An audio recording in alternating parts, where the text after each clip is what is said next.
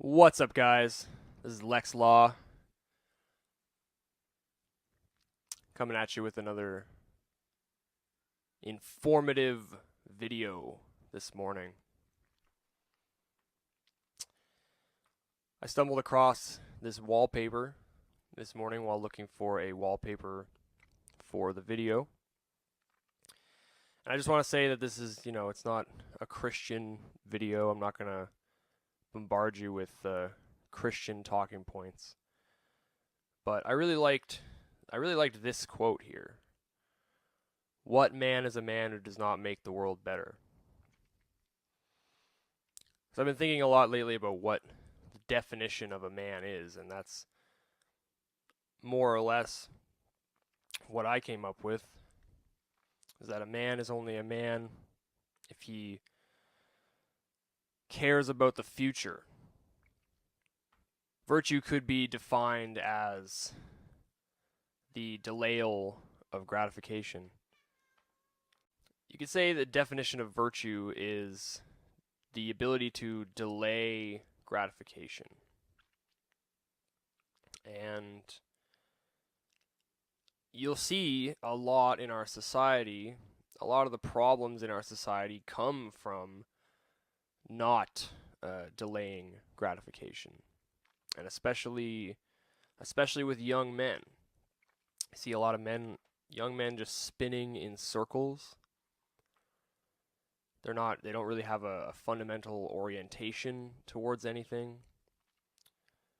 They're just kind of living for the moment, but not even in a positive way. You always hear oh, well, you should live for the moment. Well, living for the moment means a virtuous sense of living for the moment means that you're present and you're engaged.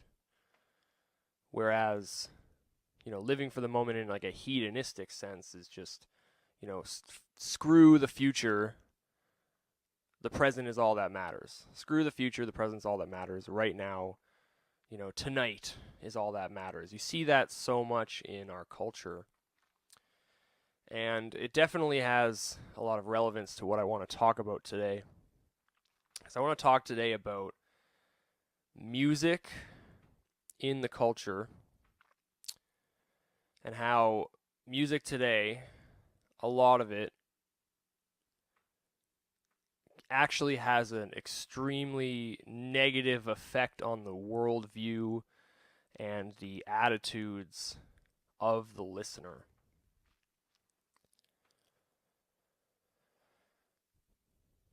A lot of the themes of modern music are firmly rooted in the instant gratification culture that we live in. Most pop songs you hear on the radio are about either getting drunk tonight or having sex tonight, right now, or just, general disregard for the future. And, people say that, oh, Lex, it's just a catchy pop song. It's not a big deal. It's not, you're looking too far into it. And what I say to those people is that it's not just a song, it's a story. And the stories that we surround ourselves with and listen to and identify with have an impact on the way we live our lives in the world. If a song and a particular artist, because the big thing about these songs is that they're usually really, really catchy. They're really catchy, and they're scientifically designed to be that way. They figured out the most effective way to make a song stick in your head. But a lot of these songs aren't that bad, right? I remember Rude Boy by Rihanna when that came out. I really liked that song. I thought it was a good, catchy song. but the message of it is not good. It's not virtuous. It's not oriented towards the future.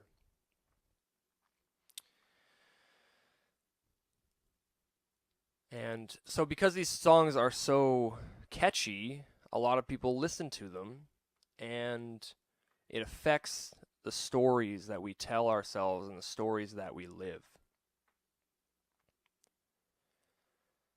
So today I'm going to do an example. I'm going to give you an example. I'm not going to play the song because I might get taken down for copyright, but I can go over the lyrics, and I'm sure all of you have heard this song at one point, either have actively listened to it or have just heard it on the radio somewhere or in your friend's car, on your friend's iPod or something like that.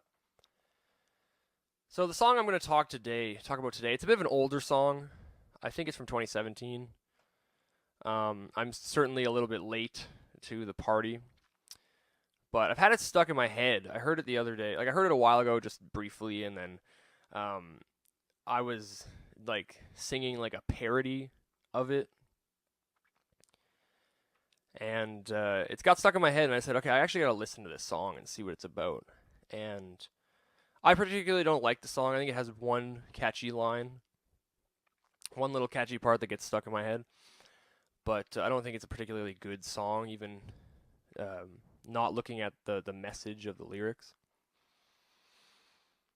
But it's a super popular song. It was super popular when it came out. People still listen to it. It's one of those, you know, songs that people like nowadays.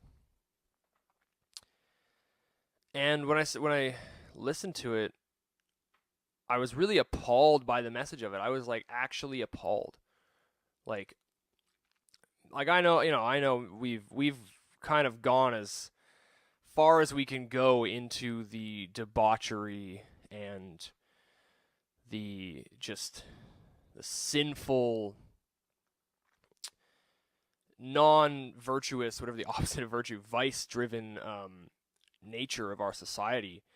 You know, like we've been hearing terrible, contrived songs with like meaningless lyrics and just awful messages of hedonism and instant gratification. We've been hearing that for a while now here in the West, and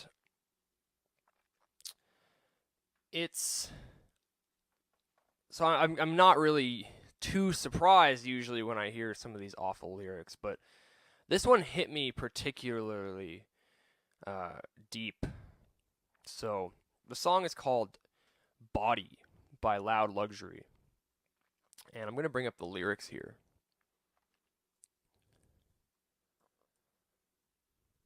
Look up Christian wallpapers. It's for the next video. Okay. So this song is by Loud Luxury featuring Brando. So Loud Luxury doesn't even sing. They're one of those groups that they make the beat. They make the song. And then they get somebody to sing it for them. Quick funny thing. They were talking about how... I just read like the history of the song, and they're talking about how they went to see Brando at like some club somewhere, and they were blown away by how amazing of a singer he was. And then you listen to the song, and he's got all this auto-tune on him. So it's just a load of crap. It's a load of crap. So let's just get right into it, and I'm gonna break down how I feel about this lyric per lyric and what it makes me think of. So the first, babe, don't make a sound. 2 a.m. love, gotta keep it down. So, I mean, obviously they're having sex, right? Don't wait around for a signal now. Give me some verbs, I ain't talking nouns. But obviously it's like, don't make a sound. They're having sex. It's like 2 a.m. They gotta be quiet. Don't wait around for a signal. I guess that's him like saying like, just do it. Give me some verbs. Verbs are action words. So I guess it's pretty clear he wants to have sex, right? It's clear this is about sex. 2 a.m. love. Like, obviously got to keep it down. I'm naughty, obviously, right? That's not what is the problem with this song. I'm not a sexual Puritan or anything. I am Christian, and I do believe that abstinence is the absolute best way to go until you're married. But I also recognize that we're human, we're animals, and we want to have sex. So I'm not against sex. What I am against is hardcore promiscuity. That's what I'm very much against, from personal experience and from, a philosophical and even like a practical standpoint, which we'll get into in a moment. But I don't really have too much of a problem with sex, right? And this is just like, okay, obviously they want to have sex. Next line is, you want to ride in the 6, the 6 being Toronto. You want to dine in the 6. So she wants to drive around. She wants to have dinner. But when I lean in for the kiss, she says, or you said, it means her, I'll probably send you some pics. So he's taking her around on a drive, and then he takes her out to dinner, and then he wants to kiss her, and she says no. That's the gist of this, right? So, I mean, okay, there's nothing too controversial or too bad about that. It's that, it's a girl saying no is actually pretty good, right? Well, if you got to look a little bit deeper into it, right? It's like, you want to ride in the 6. You want to dine in the 6. So it's not that he just offered. She would have been down with just hanging out with him, just the two of them talking and getting to know each other. No, she wanted to drive around in luxury in Toronto, and she wanted to go out for fancy food. Right? So he knows this. He knows that's what she wants. So he's willing to do it. But when I lean for the kiss, when he goes in for what he wants, she says, like, I'll just send you some pics. So if she would have been like, no, I don't have sex on the first date, fuck you, that's disgusting, this would be a whole different story. I'd love this song. I'd listen to this song every day. But no, she's like, I'll send you some pics. Right? I'll probably, not even for sure, I'll probably send you some pics. So what this shows to me is that she wants to ride in the 6. She wants to dine around, ride and dine. He knows that. He wants sex. It's obvious, right? Based on this shit. When I lean for the kiss, that's the first stage of sex. Said, I'll probably send you some pics. So she's down to trade sexuality for resources, and for rides and dining. She's down. She's totally down. She's like, I'll send you some pictures. That's what I usually do, right? It's like, so it's the transactional nature of this interaction is very, very clear. He wants sex. She wants to ride and dine and live like a rock star, because I'm assuming that, obviously these guys are well off. And she's like, no, I'll just send you some pictures. Like, I know what's happening. I know you're going to want to have sex with me. But okay. And I know that's what I'm getting into. But no, I'm going to go send you some pictures, right? And it's like, okay. That's pretty standard for today's hedonistic, late empire society that we live in. But this is where it starts to get messed up. This is where it really gets messed up here, is in the pre-chorus. So she's like, I'll probably send you some pics, and he says, hell nah, I've been waiting too long. Like, fuck no. I've been waiting too long to fuck you. Okay. Like, that's a bit weird. That's a little bit needy and weird. I don't think any girl would actually, like, do that. Like, hey, yeah, let's kiss. Like, no, I'm good. I'll probably send you some pics. Fuck no. I've been waiting so long for this. I've been waiting fucking years to fuck you. Get on your knees, bitch. Like, good luck with that one, right? But So that's a little creepy. Then this line right here, the next line is the line that really fucking takes this over the top, man. This is where it descends into hell. It descends deep into the recesses of debauchery. Hell nah, I want that crew love. And I was like, what the fuck is crew love? So I looked up crew love. Let's go look up crew love in real time right here. Crew love definition. I'm going to go to Urban Dictionary. Urban Dictionary. Crew love. When a group of friends, guys and girls, date amongst each other and pass each other around to other mates in the group.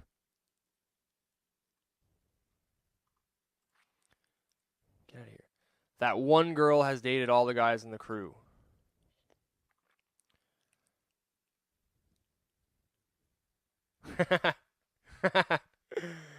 Well, I hope it's this one. Where at crew love, we're in the Navy, the crew are stuck in the middle of the ocean without sex, and they decide to have a gay orgy. Alright, that's not the crew love we're talking about here. We're talking about this crew love. At least it's hetero. At least it's fucking heterosexual at the very least. But get a crew love. Mug for your mate, Abdul. Oh, fuck. That's funny. That's so funny. Okay. All right. Anyway, so crew love. So passing girls around. Passing girls around between the guys of the crew. So she's fucked.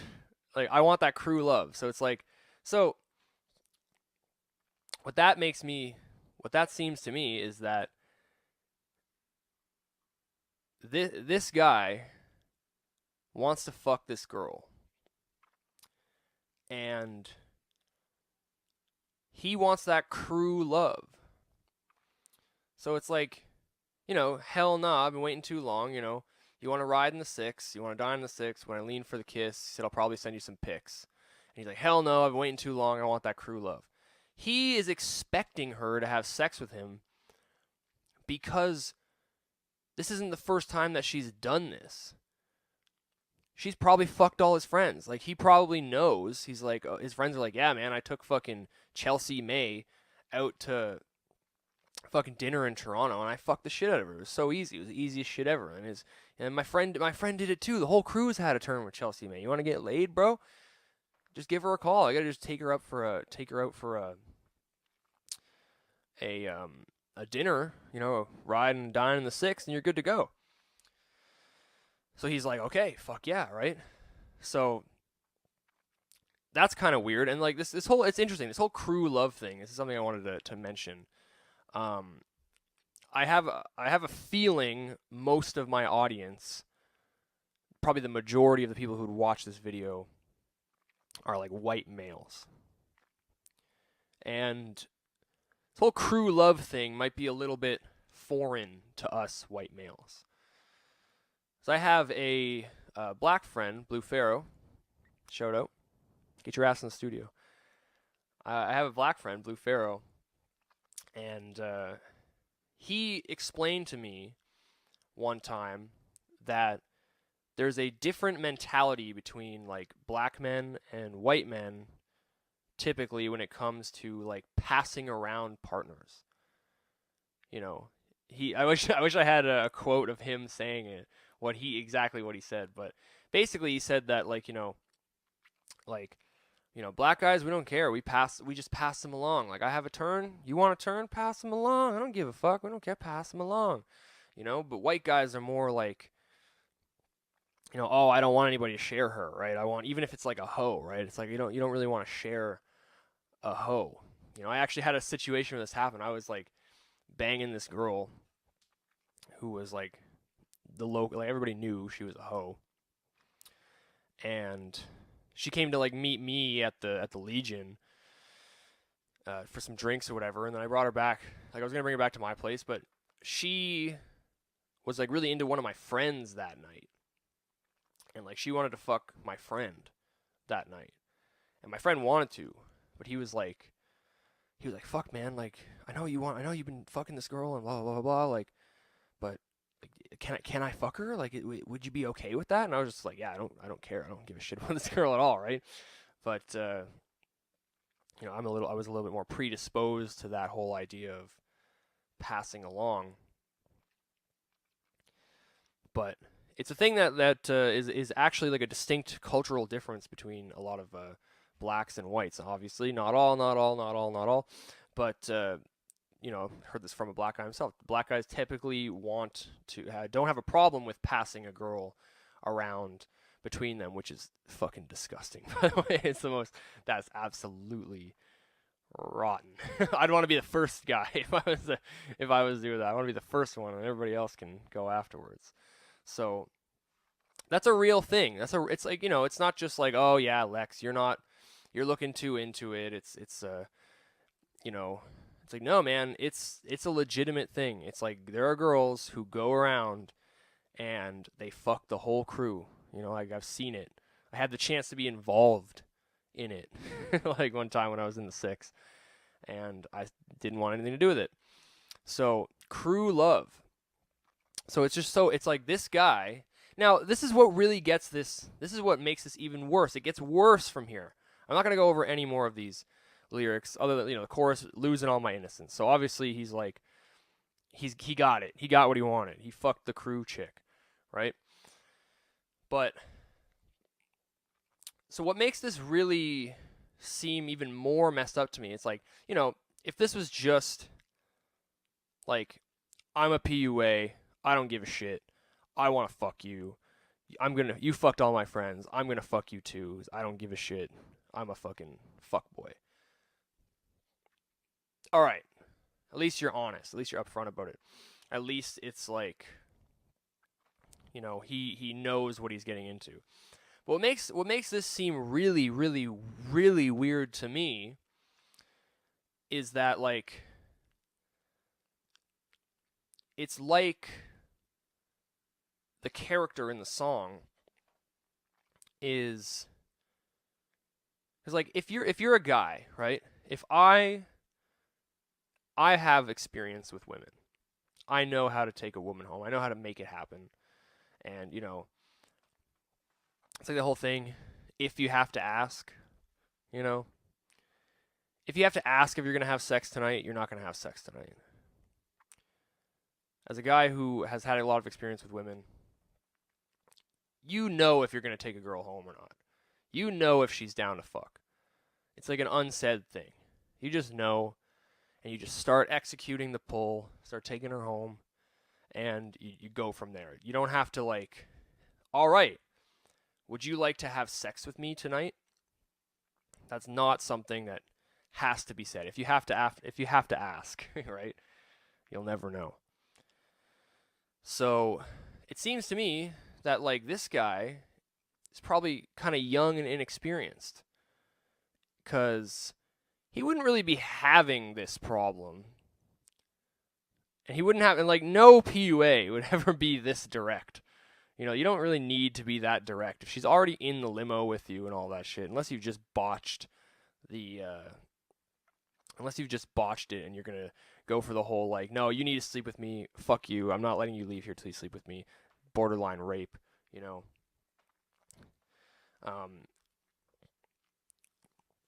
You won't ever have to say this. And I understand it's a song, but it's not just a song, it's a story, right? It's a story that he's telling. And the fact that he has to say this makes it seem like he doesn't really know what he's doing. He doesn't really know how this all works. This is perhaps the first time he's ever tried to get crew love. You know, maybe this guy's like 17, right? He's 17. He wants to get laid. Maybe he's not the greatest with girls. You know, and then he sees his friends doing that. He sees his friends banging these girls, and then he sees, like, oh, like 3 or 4 of my friends banged this one girl. Maybe she'll bang me too. And that's where this really gets kind of sick and twisted to me, is like, it seems like this guy is young, doesn't know a whole lot about women, and wants to have sex like the natural young male instinct. So instead of going and, finding a girlfriend and developing, a relationship and then having sex with her, he's just like, well, I can just, this is what they do. This is what we do. This is just crew love. These girls just sleep around with whoever, with all the guys in the crew. If they like the crew, they'll like you. there's a T-shirt. If she likes the crew, she'll like you. And we could do the explicit version. If she fucks the crew, she'll fuck you. But so that's to me what really makes this song so awful, is that it's like, what situations would have to be present in order for this situation to happen, right? It's like, well, there has to be a guy who wants to have sex. There's a girl who fucks all the guys in his crew, all of his friends. The culture is okay. All the friends are okay with it. They don't care. They just want instant gratification. They just want the here and now. And this guy has to be vulnerable or like insecure enough to, or inexperienced enough as well to not know how the game is played. Because, like I said, if there's a girl who's coming around who's sleeping with all my friends, it's not going to be hard for me to screw her. I don't have to do any work. I don't have to tell her, no, I've been waiting too long, you better fuck me. It's like, no, it's implied. It will happen. So it seems like the guy in the song doesn't have that much experience. Perhaps he doesn't have a father. Like, that's a big thing, right? Obviously, like 75% of black children are born out of wedlock. And we have a fatherlessness crisis here in the West. Excuse me. We have a fatherlessness crisis here in the West. And it is even worse amongst black children because of that statistic that I just threw at you. As 75% of blacks are born out of wedlock. And so maybe this guy doesn't have a father. That's a big thing. Like, my father didn't really teach me how to interact with women. So I grew up being influenced by the culture. I watched porn. I watched TV. I went on Facebook. I saw what other people were doing. And I said, maybe that's the way it should be. Okay, whatever. People just have sex. That's what they do. People have girlfriends. They break up. They get a new girlfriend. They go fuck a couple random people. Okay, that's what people do. That's what it is, right? And that's actually like really, really harmful. Because this is one of the biggest things is that people don't understand, is that other than pregnancy and disease, which can be relatively easily prevented in our society today because of birth control and other things like that, just modern medicine in general, those are usually the things that keep people from having like rampant promiscuous sex. But those, because we've been able to, for better or for worse, deal with, like, figure that out, how to reduce pregnancy and reduce disease, people think that we can just fuck. But what they don't recognize is that there's another thing going on when you're having sex, especially when you're having unprotected sex, which is the natural thing to do, especially when you start coming inside somebody, because, hey, you're on birth control, there's no reason not to. Basically, it feels good, usually for both parties. So why not? Pregnancy is reduced, right? Well, the thing about that is that you discount that the human body releases pair bonding hormones. Now, I don't know a shit ton about pair bonding hormones, but I know it's a thing. Pair bonding hormones, I'll put a link to some research in the description. Pair bonding hormones are hormones that release when you're having like sex and being intimate with somebody, and they'll almost like get you addicted to that person. Because this is what you're supposed to have for, raising a child, right? You have a partner, you stay with the partner, you develop a bond, your bodies become connected to each other. Like I went through this with my last breakup, right? Back in the spring. Me and this girl, like, we had unprotected sex a lot. And after we broke up, like after I kind of got over the shit, like in like a month or so, and once the pair bonding stuff started to run out, especially after I met my current girlfriend, I was like, man, this is like the best thing ever. Why would I ever have been sad that she broke up with me? It doesn't make any fucking sense, Like, and obviously there's emotional stuff going on too, but I really like was sad about her, and I couldn't really figure out why, because I knew that it was probably better that we broke up, and like part of me wanted to break up with her while we were together, because we were doing long distance and it was just too hard. But there was something and I couldn't figure it out, right? And obviously that's just anecdotal evidence, but your body releases pair bonding hormones when you have sex with somebody, and it will continue to release them.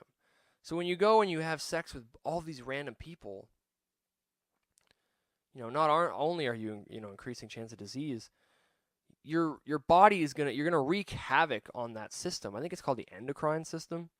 You're gonna wreak havoc on this part of your body that is meant to have sex with one person, or at least that you can make the whole argument, the whole sex at dawn argument of hunter-gatherer societies, that everybody had sex with everybody else, whatever. Still, those are very tight-knit communities. You were impregnating the women and you were raising children, and whoever the group was raising the children, and those the women didn't come in and out of the group, and they didn't really mess around with other tribes, right? So it's a different situation than today, where girl comes around, fucks the whole crew, and then a couple weeks later they don't care about her anymore. She did something stupid, they told her to fuck off. She fucked some guy that they don't like, and now she's banished and whatever, right? It's like having sex with a ton of different people is going to release all of these pair bonding hormones, and it's going to wreak, and you're not going to actually be pair bonding with anybody, so it's going to wreak havoc on your body. So that whole thing of like crew love isn't good for you. It's not good for anybody, right? It's not good for you. And you may not see the effects of it. It may be subtle, right? You might be already like smoking and drinking, right? So that, you're when you have issues, right? It's like I didn't realize how bad my caffeine addiction was, and how bad the symptoms of caffeine addiction were, and what effect caffeine had on my body, until I started to quit cannabis, right? Until I started to stop eating garbage and I quit cannabis. Then I started to realize, oh man, like I still feel like shit. Oh, it's because I'm drinking this tea. Like I was drinking coffee for a while, right? And I switched to tea, and I like the tea, but last night I had a tea, and I just felt so crappy. Like I felt just like death, right? So you don't notice these things, because especially if you have other symptoms from other addictions and other bad choices that you're making that are more pronounced, as well as a lot of people just aren't very in tune with their body, their emotions. Everybody's kind of asleep, right? So this whole idea of crew love is extremely negative. It's a very extremely negative thing. And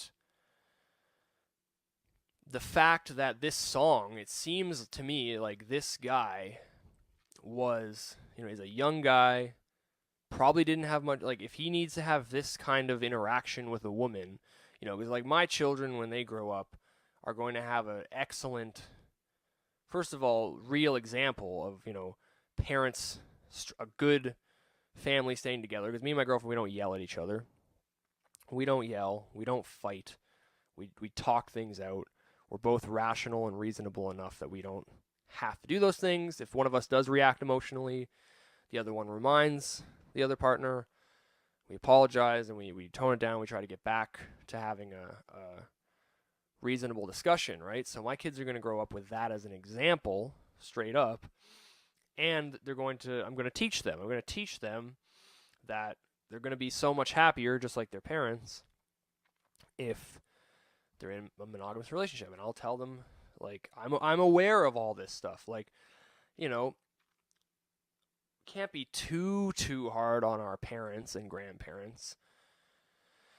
Because, like, I was thinking last night, I was like, what am I going to do with my kids in the future about video games?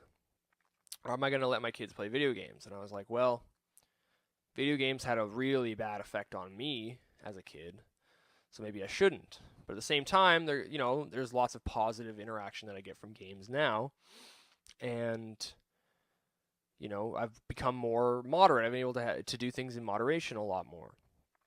And if I ban video games for my kids and then they find them, it becomes a forbidden fruit thing, right? So, I was like, what was I going to do? And I was like, well, the only reason I got so addicted to video games is because when video games, like when I was a kid and my dad first bought me on video games, they hadn't been out for that long. They'd only been out for like 5 or 6 years. It hasn't been a thing. It hadn't been a thing that long. Video game addiction wasn't well known. We didn't know these things were addictive. It's just like, oh, it's another toy, right? So my dad didn't really, because that wasn't really a thing, my dad didn't know about that. So, he didn't see there was a problem. And I know because growing up with it, and now we've moved in the future. We know video game addiction is a thing. We know that it really affects young men, especially. And, same with like porn and stuff like that. We know that now. So I have experience living it. So when my children, I have all this experience from like sleeping around, being a whore, and then switching to, monogamous Christianity and like, trying to practice abstinence whenever possible. It's hard, man. I'm going to say it's hard, but like we actively try to take breaks, and it's good. It helps. It's all good. So what I'm saying is, my children will not have those same problems, and if they do somehow get those same problems, I'll be able to help them deal with it. They will be will be able to deal with it properly. So they will not have this idea of, because my children are not going to grow up in a ghetto either. Like, that's another thing, is like if crew love is a big thing amongst black men, then a lot of blacks grow up in ghettos, right? And I'm going to say that's probably most of where it takes place, because I don't think upper middle class blacks are engaging in this kind of stuff. It's like I'm sure that's not like in a more upper class community. I don't think that's going to be the same problem, right? So it's mostly happening like probably in the ghettos. So this, and then that just becomes a cesspool of disease. And then, someone gets pregnant. People get pregnant. Like, I know people, my friend, Blue Pharaoh, is from the 6. He's from Toronto. And, he just tells me about, he's out of all that shit now. And he doesn't really talk to these people that much anymore. But he hears from them every now and then. And, somebody banged this person. That person got sick. This person now is pregnant. We don't even know who the father is, because she fucked the crew, right? And she was on the pill, supposedly, and all this shit. And it's just like, why would you want to put yourself through that? It's really stupid. So it seems to me that this song is about a young man doesn't really know a whole lot about girls. He doesn't understand the game, because if he did understand the game, he wouldn't have to say all this stuff right here in the pre-chorus. He would just, it'd be a much simpler story, right? And he doesn't really know how to get with women. He knows about this phenomenon where girls will just sleep with the whole crew. And he's like, you know what? All right, I guess I'm going to do that. Right? So, and I think, and like a song like this is massively popular. The song is massively popular. And look at this. Mixed in with a story of a complicated romance. So this is the thing that the mainstream media machine, the whole mainstream culture, the Facebooks, the globalists, the YouTube with the censorship, all this sophistry, they don't tell they don't call things by their proper name. The beginning of wisdom is to call things by their proper name. What I have just done, this is a song about promiscuity. This is a song about a guy who wants to fuck a girl because she fucked all his friends, so he feels entitled to have sex with her. So he is going to buy her shit in exchange for sex. That's what this song is about. Don't give me this bullshit of a complicated romance. It's fucking bullshit. Crew love. If you just look up what crew love is, it's just that. So this whole like media machine, this whole like misdirection, that's not really what it is, This is a problem, and this is what is permeating the culture. This is what young men and young women think is acceptable. This is what they think they should be doing. And then because you don't see, the people who did this for 20 years, because they usually died. Or, because I see all these people, now that the 80s have come and gone, like there's a lot of people, especially in Kitchener and Cambridge, who grew up in the 80s and they went through, like, they were big, like, hair metal fans. They went through all the hair metal stuff in the 80s, and, like, there was, like, around here we had a couple of bands. I can't remember their names, but there's a couple of bands, like, out of Kitchener and out of, like, Ontario in the 80s, like, these heavy metal bands that were, like, really popular. And everybody, like, it was a big thing in the 80s, and then I see all these people now who were, like, partying and rocking out in the 80s. I see them now. I see them at capers. I see them at these, like, shit bars. I see them all, like, just walking the streets, and a lot of them are just degenerates. A lot of them are completely degenerate, or, they're not degenerates, but they never got ahead. They're still working the same factory job that they've worked for the last 20 years. They're still living, like, in an apartment. They never bought a house. They never had some savings. They never invested any money. They never, started learning how to make a business or something, or how to, like, start creating passive income. They're just, even the ones that aren't degenerate drug addicts or just booze addicts, and, like, a lot of them are just normal people, right? Just what you would, they just drink and smoke and they go to work, and they're not too fucked up, but they don't contribute a whole lot, and their kids are kind of shitty, or they have maybe, like, single mom or whatever, that kind of shit. But it's like, I see these people, but we don't see that anywhere. We don't have these documentaries on, like, hey man, remember the 60s or the 70s or the 80s? Remember? Well, here's what all those people who were doing that whole hippie movement or that whole rock movement, whatever. Here they are now. This is what happened, right? We don't see that. So all these young kids think this is what happens and what life is supposed to be, especially young women. They're wasting their time because they don't realize that they have a biological clock, and that once it hits around 30, they're going to want to, they're going to be like, I need to have kids. They're going to go insane. And then it's like, oh shit, I only have like 2 or 3, 4 years to find a good man. Well, then I'm going to rush into that relationship. I'm going to rush right into that. We don't see that. We don't see these people. We don't see the negative effects that happen down the line from this. We don't want to see it because we want to keep living this bullshit lie. We want to just trick ourselves and think that, yeah, man, I can just keep eating that bag of chips. It won't matter.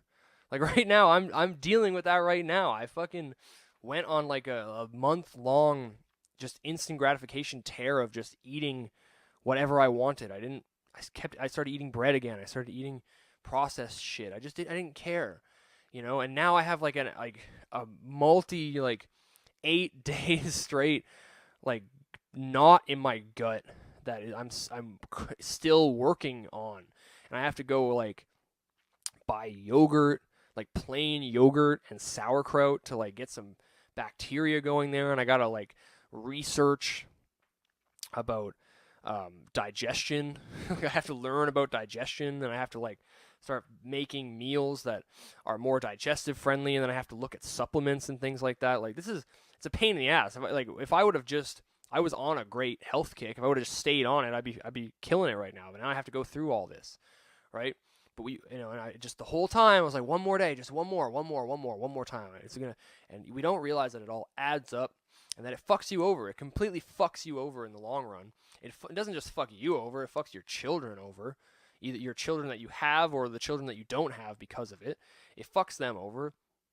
It fucks over society, right? Because now we're having less children, right? We're having less children, or you're contributing less to society. You're not bringing anything. You're just consuming, and it's awful. And we need to wake up to this. We need to wake up to the fact that sex isn't trivial. Booze is fucking the worst thing ever. Booze is a poisonous drug. Weed is a very dangerous substance as well. Not to the same level, but weed can have very, very negative long-term effects as well. Like, once again, I'm amazed right now that I got through this whole video without ever having like a brain freeze. Like I've been locked in here. When I'm just like walking around pacing in the morning trying to figure out what's going on in my head, I lose my train of thought like 17 times because of all this weed that I've smoked over the years. And it's awful, and I miss my mental clarity. So I'm really grateful I was able to get through this video so far today. But we don't realize these things. We don't want to realize these things. We think that we can just fuck whoever we want, eat whatever we want, spend whatever we want, smoke, drink, inject our veins with whatever we want. Well, it's weird because we talk about this stuff with like heroin. We say don't do heroin. We don't tell our kids don't drink. We don't tell our kids that alcohol is addictive. And it's just like we're insane. Our culture is fucking insane and ridiculous. And that is why I'm talking about this stuff here today. Is like I have went through a very long journey so far. I'm not even like a quarter, maybe not even an eighth of the way, to getting somewhere where I would be like, okay, if I died now, I'd be happy, right? I'd be like satisfied with what I've accomplished. It's like I've been on the journey for a long time, man. A long fucking time. 8 years, six years, I guess. Like straight up 6 years. And man, it's like all this stuff really fucks you up, man. It really fucks you up. All this, the culture just does. We don't want to wake up. We don't want to wake up. We just want to keep going with our addictions and our instant gratification. We just want to. We want to lie to ourselves. We want to think that it's never going to actually cost us anything, when in fact it's going to cost us everything that we have. So, all right, so that's all I really have to say on this right now. If you like this video, give me a like, subscribe to the channel if you found value in this content. Let me know about your experiences with crew love or promiscuity, and let me know. I want to hear your stories about negative situations that you've had because of acceptable promiscuity in the culture. And if you guys comment enough and may actually write some stories, I will review them. I'll talk about them. I'll do a follow-up video, and I'll talk about them. And hell, if some of you I might even invite to come on the show. We could do like a little stream thing, a little Skype thing. So this is Lex Law. Thank you so much for watching this video. Hit the like button, hit the subscribe button. Check out my other channel if you're into Pokemon. It's @CardTard. And fuck yeah.